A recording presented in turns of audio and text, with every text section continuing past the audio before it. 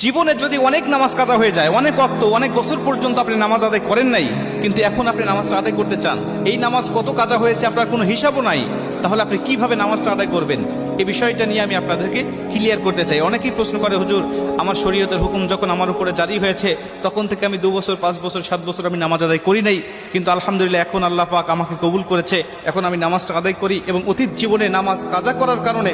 আমার ভিতরে অনুশোচনা আসছে, হুজুর নামাজগুলো আমি আদায় করতে চাই, কেমনে করে নামাজ আদায় করব?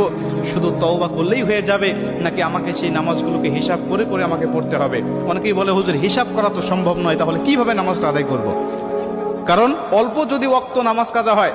যেমন আজকে আপনি 2 ওয়াক্ত নামাজ কাজা করেছেন, আসর এবং মাগরিবের নামাজ আপনি আদায় করেন নাই, এশার নামাজের সময় আপনার স্মরণ হয়েছে বা আপনি অবসর হয়েছেন, ব্যস্ততা আপনার কমেছে, আপনি এখন কাজা নামাজটা আদায় করবেন, হিসাব করে আপনি এশার নামাজের আগে আসরের নামাজের 4 রাকাত আপনি কাজা নামাজ আদায় করলেন, মাগরিবের 3 রাকাত করলেন, তারপর এশার নামাজের আদায়